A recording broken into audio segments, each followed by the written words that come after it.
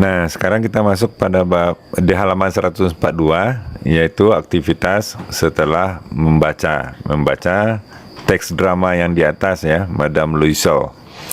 Nah, ini kita diskusikan pertanyaan-pertanyaan berikut. Petunjuknya, bacalah pertanyaan-pertanyaan di bawah ini dengan seksama. Catat pendapat dan reaksi kamu terhadap pertanyaan-pertanyaan tersebut. Selama berdiskusi dengan guru dan teman sekelas, tawarkan reaksi pribadi dan pemahaman kamu terhadap teks. Nah, ini dia pertanyaannya. Bagaimana apa menurut kamu, Madame Loisel? Ya, apakah kamu tahu seseorang yang mirip personalitinya dengan Madame Loisel? Apa yang membuat mereka mirip? Tolong dijelaskan. Jadi ada 3 pertanyaan ini ya, 3 dan 1 menjelaskan. Nah, bagaimana menurut kamu, Madame Loisel ini? Menurut pribadi saya ya, Madame Loisel ini itu orangnya tidak mensyukuri kehidupan dia yang ada sekarang ya, karena dia sangat menderita dia ya, karena ini dia itu sangat merasa terperangkap ya pada situasi karena dia terlahir miskin. Yang kedua, dia orangnya suka gengsian. Dia itu sehingga karena gengsian itu dia mau mengorbankan segalanya, termasuk kebahagiaannya agar terlihat glamor dari luar oleh orang. Yang ketiga itu dia tidak jujur ya, orangnya tidak jujur, dan ya karena gengsian tadi dia merasa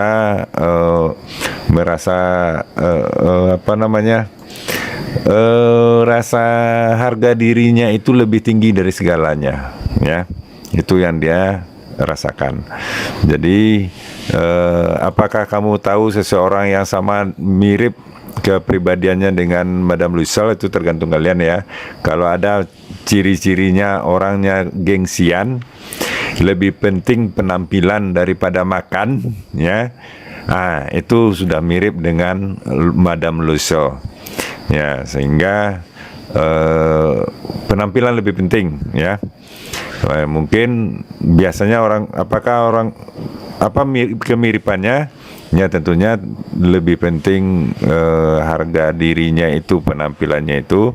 Biarlah mereka lapar ya, asal penampilannya oke ya. Contohnya, biarlah pakai mobil mewah sementara hutang banyak. Nah, itu dia. Yang kedua, di awal drama Madame Loisel sangat sedih dan tidak puas. Kenapa dia sangat sedih dan tidak puas? Nah, itu dia. Yang pertama, dia merasa terjebak. Karena dia merasa cantik ya, pretty girl, dan terlahir dari keluarga yang miskin, maka dia merasa seharusnya dengan kecantikannya seperti itu, harusnya dia lahir dari orang yang kaya dan mempunyai kasta yang tinggi ya, tidak seperti dia sekarang. Dan rumahnya juga harusnya rumah mewah dan mempunyai harta yang berlimpah. Itu yang membuat dia merasa sedih dan tidak bahagia. Nomor 2 ya, apa yang dia inginkan? Nah, seperti yang sampaikan tadi bahwa yang dia inginkan dia harusnya terlahir dari kasta yang tinggi dan penuh kemewahan, hidup dalam kemewahan. Nah, itu dia dukung jawaban kamu itu dengan contoh-contoh dari drama. Nah, kita lihat contoh-contohnya. Di sini dia, ya, contohnya. Nah, dia merasa terjebak dengan situasi karena dia menikah dengan seorang pegawai kecil yang bekerja di kantor pemerintah. Ya, dia terlahir dari keluarga miskin. Ya, kemudian, nah, dia harusnya tidak merasa, dia merasa harusnya dia lahir itu dari kasta orang yang punya kasta tinggi dan punya kelas. Nah, karena dia merasa cantik, ya. Kemudian dia hidup dalam penderitaan. Ya, kita lihat di sini dia hidup di rumah yang dindingnya itu tidak ada hiasan sama sekali, kosong melompong saja. Kalau orang kaya tentu dindingnya itu punya lukisan seperti itu, ya.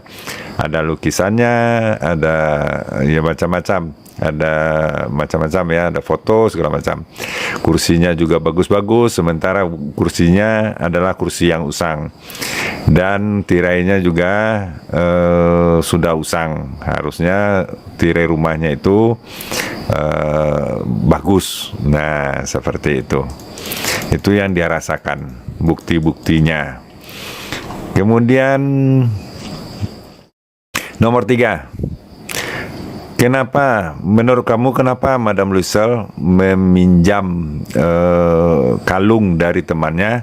Karena dia ingin dia merasa bahwa gaun yang dia pakai sekarang itu untuk pergi ke pesta belum lengkap tanpa ada perhiasan. Maka dia meminjam kalung kepada temannya. Itu dia alasannya dia. Nomor 4. Menurut kamu dia punya dia senang, ya, di the ball, di lantai dansa. Dukung jawaban kamu dengan contoh-contoh dari drama. Ya, dia mempunyai good time, ya, bersenang-senang di the ball. Kenapa? Karena gini dia. Nah, dia terlihat sangat cantik. Dia lebih cantik dari wanita-wanita yang lain, ya. Dia semua orang menggunjingkan dia, dan bos suaminya ingin selalu berdansa dengan dia, sehingga dia merasa dia sangat happy waktu itu, sangat bahagia. Nah, lanjut. Nomor berapa lagi? Nomor 5. Menurut kamu keinginan Madame Lucille untuk hidup di kelas atas telah menghancurkan dia? Dukung jawaban kamu dengan alasan-alasan. Ya, keinginan dia untuk hidup seperti kelas atas, ya, telah menghancurkan dirinya karena besar pasak daripada tiang, ya, karena dia menginginkan suaminya, dia menuntut suaminya untuk membelikan gaun yang tidak mampu sebenarnya suaminya belikan, ya. Nah, seperti sehingga seluruh tabungan suaminya itu dikuras habis, ya, untuk membeli sebuah gaun saja. Itu yang pertama. Yang kedua, dengan hilangnya kalung pinjaman, dia menjadi banyak hutang. Nah, itu sudah menghancurkan hidupnya, yang mana hutang tersebut harus dilunasi selama 10 tahun. Nah, itu dia. Kemudian nomor 6. What event, kejadian apa yang membawa dia kepada awal hidup baru bagi Tuan dan Nyonya Lucille. Jadi event apa yang membuat dia hidupnya berubah? Apakah kejadian itu merubah hidupnya menjadi lebih baik atau lebih buruk? Berilah alasan untuk menjawab, untuk mendukung jawaban kamu itu. Nah, kejadian yang memulai hidup dia baru itu di saat dia kehilangan kalungnya dan dia tidak jujur terhadap temannya bahwa kalungnya itu, sehingga dia memberanikan diri untuk meminjam atau mengganti kalung itu tanpa membicarakannya dengan temannya, sehingga karena ketidaktahuannya itu dia berhutang sebanyak 20.000 francs, ya, 20.000 francs, ya. Dan dia harus bekerja keras untuk melunasi hutang itu selama 10 tahun, ya. Maka itulah kejadian yang membuat hidupnya berubah, dan kejadian itu menjadi worse, ya, lebih buruk, ya, kehidupannya lebih buruk karena dia terjebak dengan hutang yang harus dia lunasi selama 10 tahun. Nomor 7, kenapa kamu pikir kenapa Madame Lucille ini tidak mau memberitahukan kepada Madame Forrester bahwa mereka menghilangkan kalung tersebut? Beri alasan-alasan untuk mendukung jawaban kamu itu. Jadi alasannya adalah karena rasa harga diri, ya, rasa harga diri sesuai dengan judul, dan sombong, ya, harga dirinya, vanity and pride. Dia merasa harga diri, sombong untuk mengakui dia melakukan kesalahan, dan harga dirinya itu mengatakan bahwa dia harus menggantinya juga agar kelihatan dari kelas atas. Nah, itu dia. Kemudian nomor 7 sudah, nomor 8 lagi. Apakah akhir dari drama ini mengejutkan kamu? Bagaimana akhir drama tersebut yang kamu harapkan? Jelaskan. Ya, akhir drama itu sangat mengagetkan, sangat mengejutkan, karena ternyata kalung itu tidak lebih dari 500 francs harganya. Karena kalung itu ternyata juga fake, ya, fake, palsu, kalung palsu, dan harganya itu harusnya tidak lebih dari 500 francs. Artinya si Madame Lucille ini kena tipu sama orang. Harganya 500 francs, dan ternyata dia membeli seharga 20.000 francs. Ya, dia kena tipu. Nah, itu dia. Dia membeli kalung yang kalung yang KW, ya, tidak asli, dan harganya 20.000. Ya, dia kena tipu sama orang. Nah, kemudian nomor 8 udah, nomor 9. Apakah moral dari cerita ini? Diskusikan apa yang telah kamu pelajari dari cerita tersebut.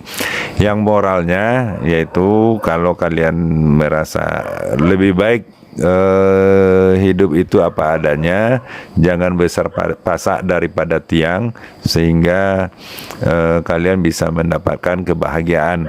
Karena seperti diceritakan di sini, nah ini dia, Madame Lucille tidak biaya penggantiannya itu menghancurkan mereka semuanya. Maka Madame Lucille menjadi hidupnya sebelumnya lebih mewah dibandingkan apa yang mereka miliki sekarang. Jadi kehidupan yang dirasakan oleh Madame Lucille itu, bahwa kehidupannya sebelum berhutang atau kehilangan kalung itu rasanya jauh lebih mewah daripada kehidupannya yang sekarang. Nah, itu yang dia rasakan. Sehingga kalian harus jujur dan jangan mementingkan harga diri, ya. Harga diri, ya, atau sombong tidak boleh. Nah, nomor 10, jika kamu punya kesempatan untuk menulis ulang cerita tersebut, bagaimana harusnya cerita itu berakhir? Tulis sebuah akhir cerita yang baru dari akhir cerita tersebut. Jadi tulis ulang ceritanya tersebut, bagaimana bagusnya akhir cerita itu. Nah, kalau menurut saya akhir ceritanya setelah Madame Lucille ini kehilangan kalungnya itu, maka dia harus jujur kepada temannya itu, Madame Forrester, ya, bahwa mereka kehilangan kalung dan mau berdiskusi bagaimana bagusnya kalung itu penyelesaiannya, jujur terhadap teman. Nah, demikianlah untuk kali ini. Oh ya, satu lagi, ini ada lagi menulis jurnal pribadi. Nah, kita lihat petunjuknya.